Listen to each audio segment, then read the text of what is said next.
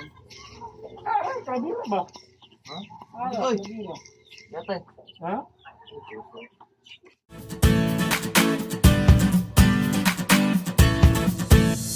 Today's video Honda Click 125 nagkaroon ng ingay ang kanyang makina. So para marinig nyo guys, iwan natin ang kanyang susi para mapaandar natin siya. Let's go!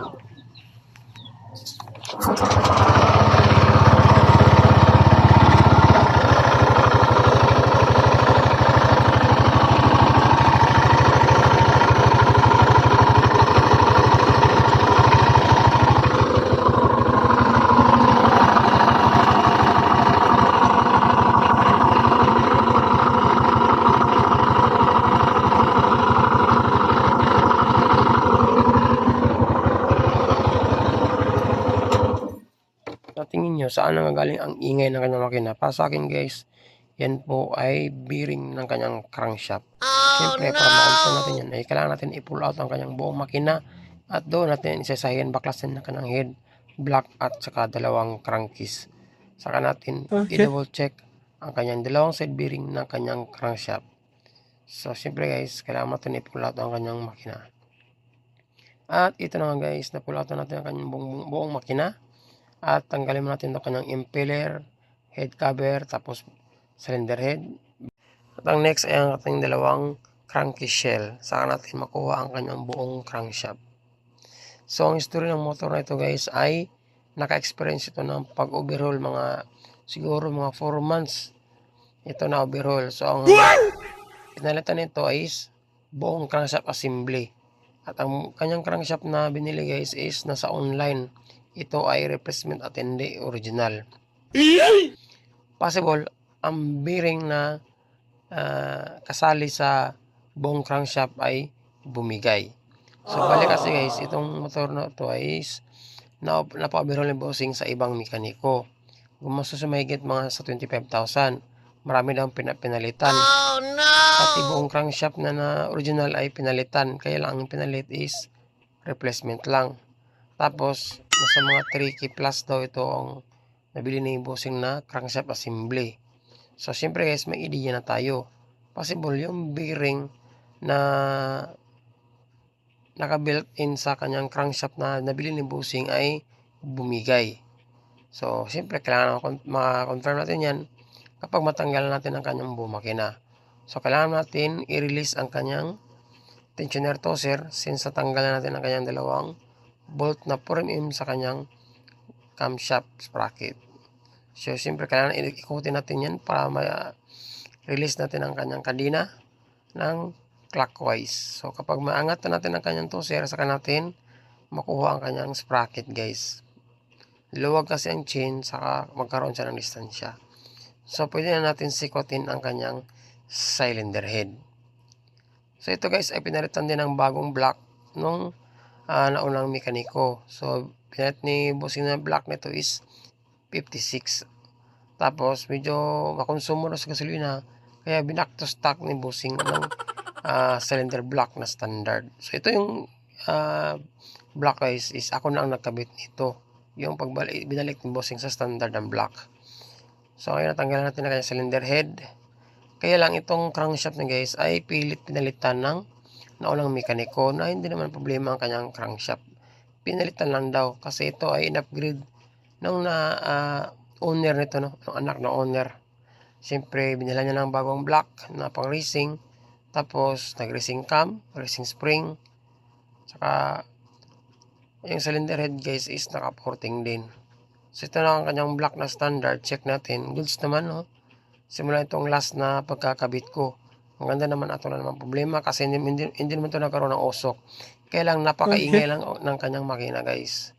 So makaiba po ang ingay ng side bearing at saka connecting rod. Kaya ako nasabing side bearing kasi guys, meron na tayo na upload na full video ng actual na tunog ng connecting rod. So magkaiba po sila. So try natin ulogin ng kanyang connecting rod. So goods naman ang kanyang connecting rod guys. Itong connecting rod ito na is replacement din kasi nga kasama ito sa buong crankshaft assembly ng ating makina. So goods din ang sunog ng kanyang piston. Kaya ang pinakalas natin gawin guys ay ipaghiwalay natin ang dalawang crankcase. So natanggal ko na ang lahat ng mga bolt niyan guys na connect ng kanyang cranky shell. So hindi ko na pinakita sa guys na tanggal ang mga bolt. Importante is mawala natin siya. So yan ang mga bolt at lahat ng mga pisa. So yun ang kanyang body guys. Shout out kay owner. Salamat sa tiwala sa punta sa ating mounting shop. So pupukin natin gamit ang ating rubber mallet. So bali nito guys, yung isang bearing daw na malaki is binili pa ni bossing sa motor shop. Ibig sabihin is magandang klaseng bearing ang nabili ni bossing. So sa left side na bahagi. Pero ito yung sa right side guys is libre na daw ito kasama sa kanyang crankshaft. So kailangan is i-double check natin muna yung isang bearing na malaki. Kapag goods yun, pwede natin siya ibalik. Kasi bago pa lang daw ito, nasa mga 4 months lang. Pero itong bearing sa right side sa may magneto, since ito yung may built-in o kasama sa ating crankshaft, possible ito yung papalitan natin. Pero may binigay si bossing na original niya na crankshaft guys, kasi kinuha niya ito sa naunang mekaniko na pinag-biro lang nito.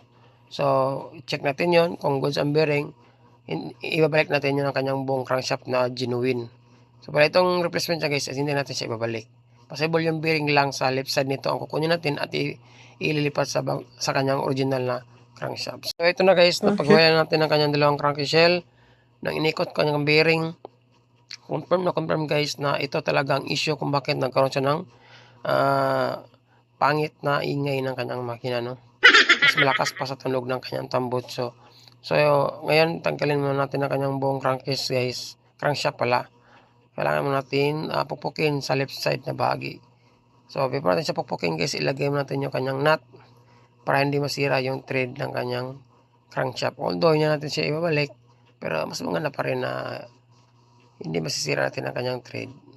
So ilagay mo natin yung kanyang nut pangsapin sa kanyang crankshaft, sa natin pupukin gamit ang ating martilyo. So ito guys, itong bearing na ito, subject for replace na talaga siya. Kasi nung iniikot ko siya is napakagaspang ng kanyang ikot talaga. So syempre guys, wala tayong tools na pangtanggal ng kanyang bearing sa left side, yung malaki na bearing na yan, is kailangan pumunta tayo sa shop sa bayan, no? Sa bayan. Maghanap tayo ng shop doon na ilipapapalit natin yung bearing o ililipat natin yung bearing sa left side ng crankshaft na ito. Since nakuha ni bossing yung original niya na crankshaft assembly at chinek ko kanina, goods ang kanyang bearing guys sa may right side sa may magneto. So itong bearing na malaki, saka natin ililipat yan at ipa-pull out natin sa machine shop gamit ang freezer. At tapos ipapa-align na rin natin guys para double check na rin ang ikot ng kanyang crankshaft kung hindi ba nagkaroon ng disalignment. So ito na guys, na-pull out na natin siya. So ikot-ikotin natin. So ito yung malaking bearing na guys, dinouble check ko na rin yan. Goods din. Pati itong connecting rod guys, wala itong tama. Kaya lang itong bearing talaga may tama, yun, no? Malaki talaga ang kanyang side play at napakaingay na kanyang ikot, oh. Yun, no? At malaki na rin ang kanyang clearance, yun, no? Pero ito yung malaki na bearing nito, bago din to guys. So wala din siyang side play, no? So ito, balik natin ibalik ito para makatipid si bossing. Kasi naghanap pa siya ng budget pambayad sa labor. So ang pinaka-priority lang muna niya ngayon is ang pesa. So since goods naman ang bearing, so nakatipid si bossing guys. Ibalik lang natin yan para makatipid si bossing. At siyempre ang budget din sa mga 3K lang. Kasi pinabudget ko siya ng sa mga 4K. So itong oil niya guys, sira din ang loob ng spring, no? So palitan natin yan bago yan. At ito yung crankshaft assembly na genuine niya guys, na sinabi ko kanina. So yan, buti na lang ito nakuha ni bossing sa naunang mekaniko kasi ito ay hindi daw binigay ng mekaniko. So ito yung brand niya guys. Yan ang brand kanya naunang crankshaft na binili niya sa online. So ito, goods ang kanyang bearing. Napakaswabe pa ng ikot, tsaka wala pang side play guys. Kasi nga ito ay original pa. So ibabalik natin yan, tapos ng bearing na sira, yan na yan. So di na tayo bibili ng bearing na yan. Bukas is tayo tayong pupunta sa machine shop. At bibili tayo ng mga gasket nito. Sa kanyang cylinder head, engine oil, at liquid gasket na rin guys. Para ma-assemble natin siya. The next day. So andito na tayo sa machine shop guys. At ipapalit na natin ang kanyang side bearing na genuine. Ito po ang yung unang crankshaft na na pinapalitan ng naunang mekaniko guys na hindi naman siya sira, no? So nagkaroon ko idea para makatipid si bossing ay pinalit ko ang unang crankshaft niya guys na original. Since yung bearing naman niya is maganda naman yun at saka genuine, kaya ibabalik natin siya. Yung naka-built-in na bearing na yan guys na sa online yan nabili, yan po ay sira na. So yung bearing na naka-seal bearing guys. Yan po ang unang bumigay. So ang gagawin natin guys, hindi na natin yan palitan ng bagong connecting rod. Since yung naunang crankshaft na original ni bossing ay hindi naman sira ang kanyang connecting rod, kaya ang gagawin natin is yung malaking bearing na yan sa left side na bahagi ng ating crankshaft ay ililipat natin sa genuine na crankshaft niya guys. Yun ang magiging possible na gagawin natin para makatipid si bossing. Kasi yung bearing na nilagay dyan, yung malaki guys, sa kanyang replacement na crankshaft na yan is bago pa. Mga 4 months pa yan galing pagka-overhaul. Iwan ko kung anong isip ng mekaniko kung bakit pinalitan niya ito ng bagong replacement ng crankshaft. Since okay naman ang kanyang crankshaft na original at wala namang problema. Ang pinaka main problem talaga ng makinang ito is nagbabawas lang siya ng langis. Unid na siya palitan ng bagong crankshaft. So ngayon guys, ang gawin natin, hindi na natin papibilihin pa si bossing ng mga bearing. Since yung naunang crankshaft niya, goods ang kanyang side bearing sa right side at goods din ang bagong bearing niya na malaki, since 4 months pa yan, ibabalik natin yan guys. At ipapaalign lang natin sa aligner. So yun lang ang gagawin natin guys, para na tayo makabili pa ng bagong bearing, di ba? Since goods naman at yung sa right side na bearing ng naunang crankshaft na pinaikot ko, napaka-smooth pa at wala pang sira-sira guys. At hindi pa siya nag-stack up. Andito na tayo sa ating shop guys. Andito na yung crankshaft na pina-align natin at nilipat ang bagong bearing, yun, no? Napaka-smooth po ang bearing na yan guys. Pati na rin sa right side sa may magneto, yun, no? So bakit bibili pa tayo ng lokal? Itong original na lang kaya. So useless din ang bibili ng lokal kapag yung built-in na bearing niya isira. So yun ang kanyang crankshaft guys na lokal. Ang pinaka natin gawin ay siyempre kabit natin yung crankshaft dyan. Before natin yung gawin guys, kailangan natin bagahin ang yung metal na part sa ating crankcase. Kasi yung metal na yan is medyo may katigasan niya ng kaunti. Kaya hindi natin basta-basta may pasok ang crankshaft kapag hindi natin pinabaga gamit ang ating butin torch. So kapag medyo mainit na ang kanyang crankcase guys, at feel natin na kaya nang ipasok natin gamit ang ating kamay lang, na walang hirap, ay pasok na natin. So yun guys, naipasok na nga natin ang ating crankshaft. Tapos na siyang mapabaga. At syempre, pinaka-next gawin is maglalagay natin ng gasket oil. Ito yung magiging gasket natin sa ating dalawang crankcase. So, depende anong klaseng brand na pang dikit nyo. Pwede rin liquid gasket, pwede rin triban, pwede rin gasket oil, pwede rin Noburo, pwede rin virgin. Ang importante guys ay hindi magkaroon ng leaking ang ating center crankcase. Yun ang pinaka-importante is kahit anong ilagay nyo dyan na liquid gasket, patante is wala siyang leaking. Since itong gasket oil ang pinaka-proving ko guys, at wala pa tayong palya dyan ang tayong gagamitin. So, isapak na natin ang ating right crankcase. Medyo, hindi ito mahirap guys. Medyo malambot natin ipasok. So, pwede rin kamayin yan. Papasok natin yan. Dandahan lang. So, yun. Konti na lang at mapapasok na natin. So, yun na guys. Naipasok na natin. Siyempre, ang pinaka-next gawin, ilagay natin lahat ng mga bolt sa kanyang crankshaft. Yung mga tinanggal natin. Yung gusto manood ng mga full video ng pag-symbol nito guys, is meron tayong na-symbol nito at full video na Honda Click na nakapalit tayo ng kanyang connecting rod. Ito ay mga importante parts lang, importante part ng video ang ating ipapasilip sa inyo guys. So nakabit na natin timing chain, saka oil pump niya, yung gear, saka ilagay natin yung takip ng kanyang oil pump. So lahat ng mga bolt na tinanggal natin dyan guys, ibalik na rin natin, except sa yung may clip o plain set na wire, lagayan o lock ng ating stator guys. May dalawang bolt na hindi kakabit dyan. Ikakabit na natin pagkatapos na nating may kabit ang ating stator. Pagkatapos nito, lipat tayo sa kanyang block at saka head guys, para makabit na natin ang kanyang piston at saka piston ring. Siyempre, ang pinakauna natin kabit ang kanyang base gasket. Since nakabit na natin ang kanyang timing chain guys, unahin natin ang kanyang base gasket ikabit. Pagkatapos ng base gasket, since na-assemble natin ang kanyang piston, saka piston kit, next naman ang kanyang block. So itong block na guys ay standard na. So nung naunang mekaniko, kinabitan ito ng 59 or 56 ba yun.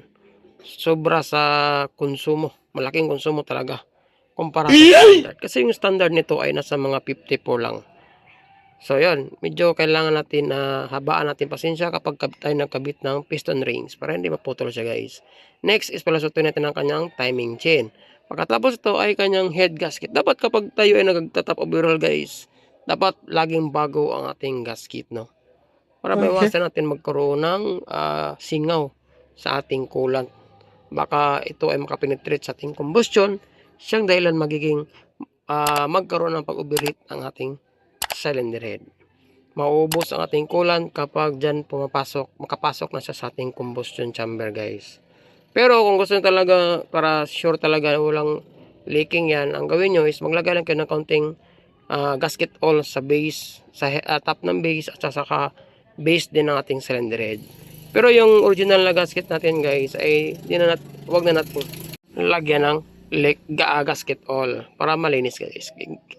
Kung sakaling magkaroon ng problema aberya ang ating pagtatap overhaul. So next guys, kabitan natin ang kanyang camshaft sprocket para doon ko na i-share sa inyo kung saan naka-timing ang ating head. Since nakatap na yan guys, automatic yung kunya is nakalabel sa ating center ng ating crankcase. Automatic, itong piston is nakatap na siya. So itong cams naman guys, is meron siyang parang arrow o buto dyan. No? So yung parang arrow na yan po ay nakatap position. Ibig sabihin yung dalawang balbula is naka-close at yung cams is nakalabel. So ilagay muna natin yung mga bolt at saka nut guys. Dalawang bolts tagiliran at 4 na washer, 4 din na nut sa ating cylinder head. So huwag natin kalimutan yan. Siyempre, since wala tayong torque drive range, pwede na natin manuhin guys. Ang importante is tama ang ating paghigpit at di naman sobrang higpit na higpit. Ang importante guys is may iwasan natin magkaroon ng loss of compression. Kasi habang tumatagal yung head gasket natin is nag-react yan kapag mainit ang ating makina. So nakalipin na rin guys kung paano natin siya higpitan ng tama. Kung sanay na guys sa ganitong trabaho guys, medyo may estimate nyo na ang paghigpit ng 4 na nut. So syempre dapat una muna is naka-cross position ang ating paghigpit ng ating nut at saka natin i-continue ang paghigpit. Pag once na-higpitan na natin ng partial, higpitan din ang 2 bolt sa tagiliran. Saka natin ipa-final ang 4 na nut. Yun lang po ang aking mga ma-advise sa mga baguhan pa lang at nagpaplano mag-DIY. Pasensya na kayo guys kasi itong pag-voice over ko ay nasa mga tanghali. Napakaingay ng mga manok dito sa aming kapitbahay. So yun lang guys, ang kulang is kabit na natin ang kanyang buong motor, buong makina pala. Kapag may kabit natin ang kanyang impeller at doon natin ikabit ang kanyang stator at saka magneto kasi doon naka-attach sa kanyang stator sa kanyang harness. So ito yung guys yung sinabi kong timing. So yan po ang kanyang position. Meron kayo makitang 2 na number sa itaas at 1 naman sa ibaba. Ibig sabihin guys, nakatap ng ating camshaft sprocket. Wow! Dito naman yung magneto o kunya is nakalabel sa ating center. So para make sure is ang timing. Sa timing naman meron kayo makitang arrow dyan sa kanyang crankcase at meron ding guhit dyan sa magneto. Meron kayo makitang guhit dyan, dapat ayan guys, itatapat yung guhit na yan. Yung tinuro ko yan, yung guhit na yan dapat nakatapat yan, dalawang yan. So para sure talaga na yung arrow at saka guhit is magkatugma at automatic yung piston natin is nakatap sa ating block. So automatic na yan guys. At dito tayo magsiset up sa kanyang camshaft sprocket, dapat is label yan sa naka-vertical ba yan guys. O yun, naka-vertical. So yung timing mark natin, kapag makuha natin automatic, madaling pandarin ang ating motor guys. So yun na lang ko lang. Kabit natin ang kanyang impeller, ito, o kanyang pump, tapos ikabit natin sa kanyang buong motor para mapaandar natin guys. Ito yung pinaka-importante. Na makabit natin itong stator nito, saka yung magneto. 1 hour later. So ito na guys, after 1,000 years, nakabit na natin ang kanyang buong motor, nalagyan natin ng coolant, naglagyan natin ng oil, at syempre guys, before natin paandarin ang motor ni Bossing, kailangan parinig ko na sa inyo ang unang tunog ng kanyang makina nang hindi natin siya napalitan ng bearing.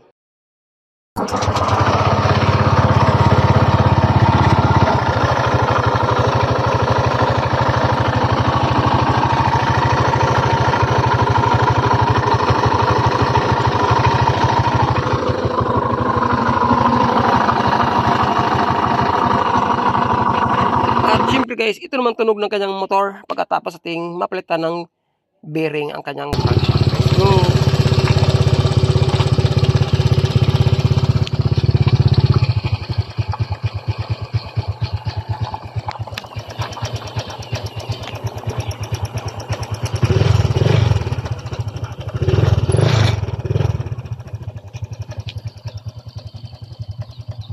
Yun o, balik brand niya na ang tunog ng kanyang motor guys. Nakatipid pa si Bossing sa kanyang makina. Kasi yung mga original na bearing natin is binalik natin pati ng kanyang crankshaft assembly. Pati na rin yung bearing na 4 na buwan pala. Sana may tunog kayo guys kapag yung motor ay experience ng itong senaryo. Huwag agad kayong bibili ng bagong crankshaft na lokal o replacement. Kasi madidisgrasya talaga ng ilang buwan. Overhaul na naman ang inyong makina. Yun lang guys no, sa araw nito. Sana may natutunan kayo sa video ito sa experience sa motor ni Bossing na nakapagpalit ng bagong crankshaft ng replacement no. So, dapat kapag bumili kayo ng replacement, dapat alam nyo na guys ang consequence na mangyayari. Maraming salamat at siyempre sa iyo sa next video. Ride safe, God bless. Ayos.